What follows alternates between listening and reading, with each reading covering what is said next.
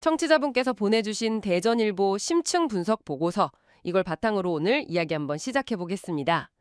주제는 충청권을 대표하는 75년 역사의 지역신문, 바로 대전일보입니다.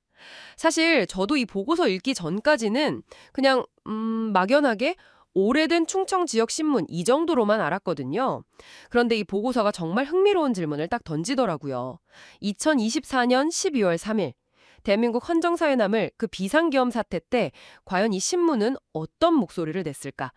여기서부터 출발해보죠. 이걸 따라가다 보면 우리가 생각하는 좋은 언론이란 게 뭘까 다시 한번 고민하게 되는 시간이 될 것 같습니다. 네, 시작점으로는 아주 좋은 질문인 것 같아요.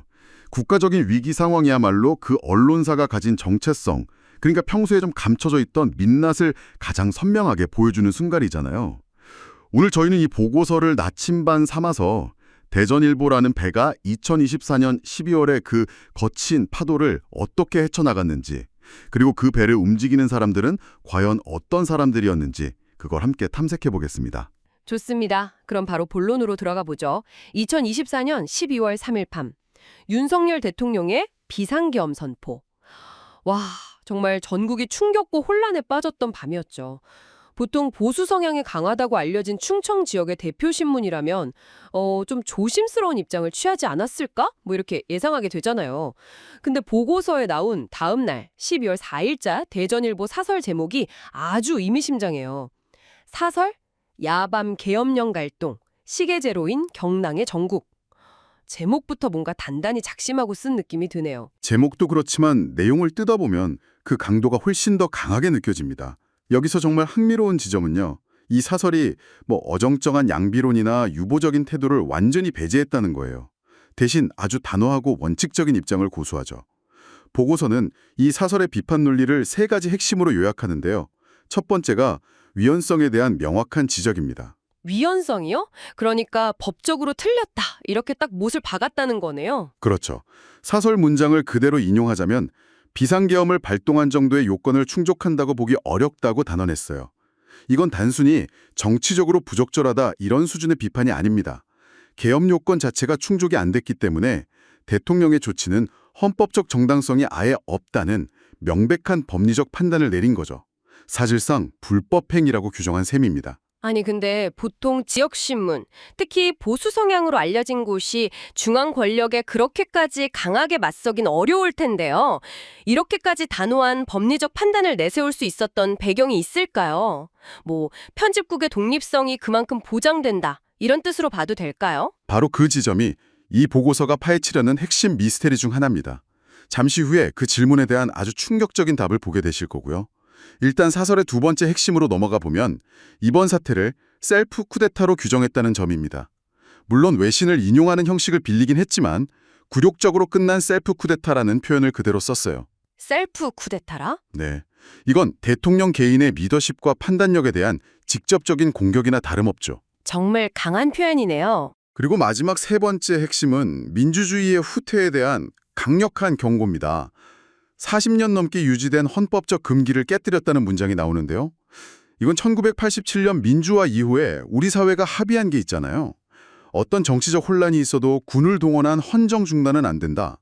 바로 그 사회적 대타협을 대통령이 깼다는 아주 준엄한 질타입니다. 그러면서도 보니까 야당의 문제점도 같이 짚었더라고요. 단순히 한쪽만 비판한 게 아니라서 더 설득력 있게 들리기도 했어요. 맞습니다. 사설은 거대 야당의 이른바 입법 폭주나 탄핵 남발 같은 행태가 대통령을 궁지로 몰았다는 점도 분명히 지적해요. 하지만 여기서 정말 중요한 건 결론입니다. 이 모든 정치적 난맥상을 인정하더라도 계엄령이라는 카드가 정당화될 수는 없다. 이 대원칙을 끝까지 붙들고 있다는 겁니다. 정치 상황이 아무리 혼란스러워도 헌법을 뛰어넘는 행위는 결코 용납될 수 없다는 선을 명확히 그은 거죠. 심지어 국방부 장관 경질과 내란 선동 혐의에 대한 철저한 수사까지 촉구하면서 사법정의의 실현을 요구하기까지 합니다. 와, 정말 대단하네요. 이렇게 원칙적인 목소리를 낼 수 있는 언론사라니 어떤 곳인지 정말 궁금해집니다.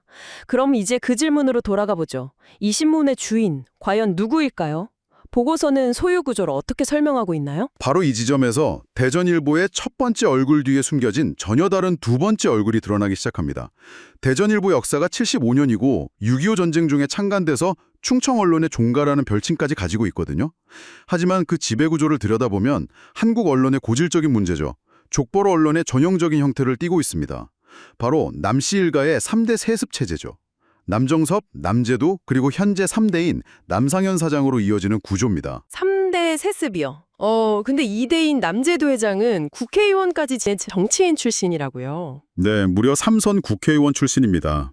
이런 배경이 언론사의 정치적 영향력을 키우는 순기능도 있겠지만 동시에 정원유착의 가능성을 항상 내포하게 되죠. 하지만 보고서가 지적하는 진짜 심각한 문제는 소유와 경영이 분리되지 않은 이 구조가 만들어낸 오너 리스크입니다.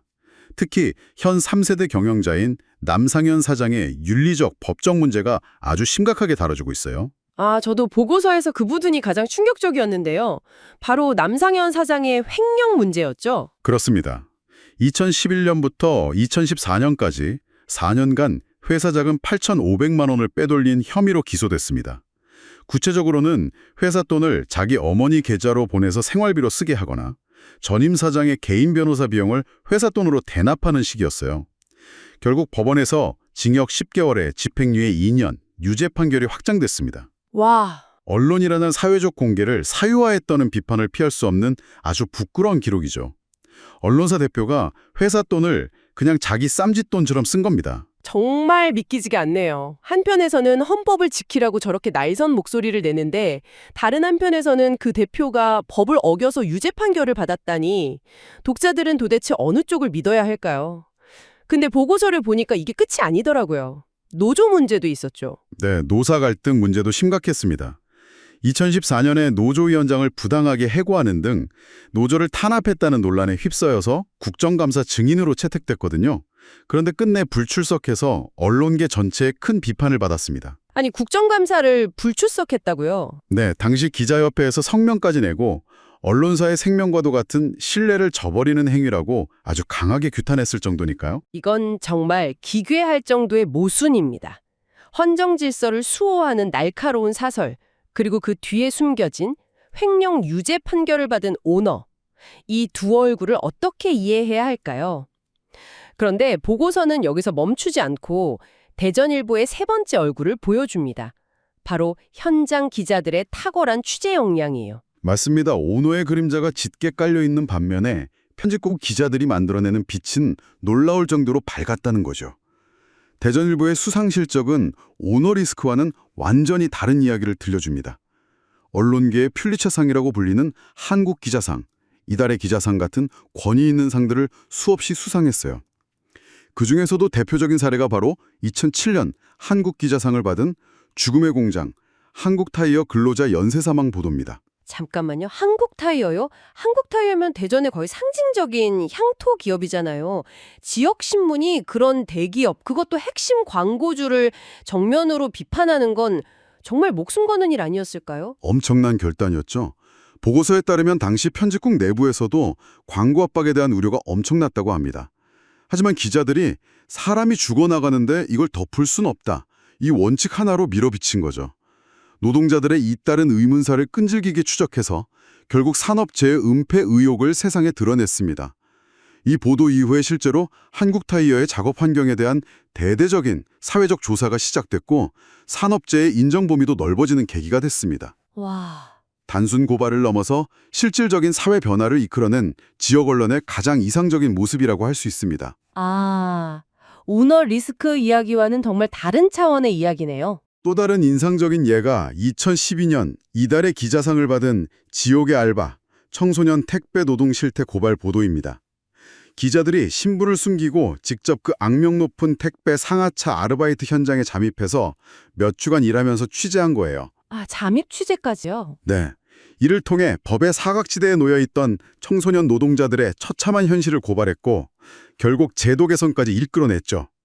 이 외에도 서해안 기름 유출 사고의 참상을 기록한 보도, 이주 노동자들의 인권 문제를 조명한 기획, 지역사회를 뒤흔든 대규모 금융사기를 파헤친 보도까지 전부 사회적 약자의 편에 서서 권력을 감시하는 언론의 공익적 역할을 충실히 수행한 빛나는 사례들입니다. 그렇군요.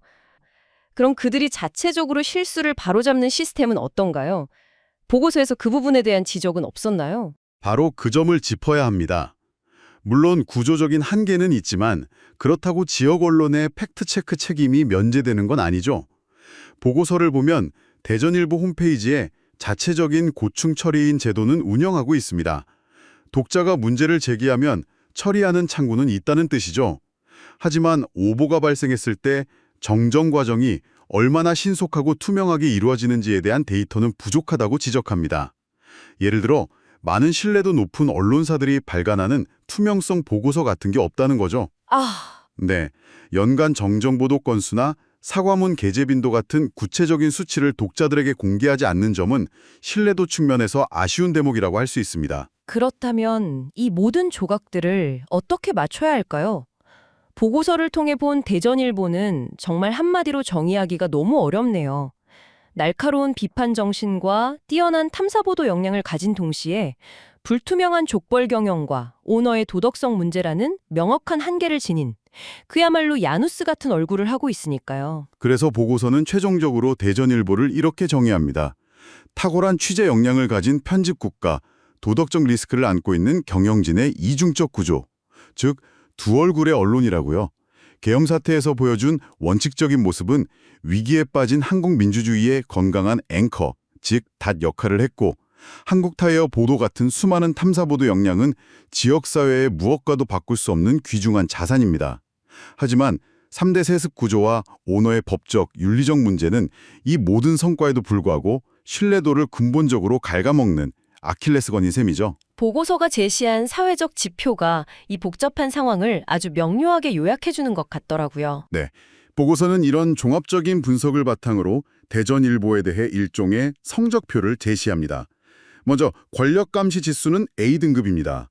12.3계엄 비판이나 지역 토호 비리 고발에서 보여준 능력은 최상위 수준이라는 평가죠.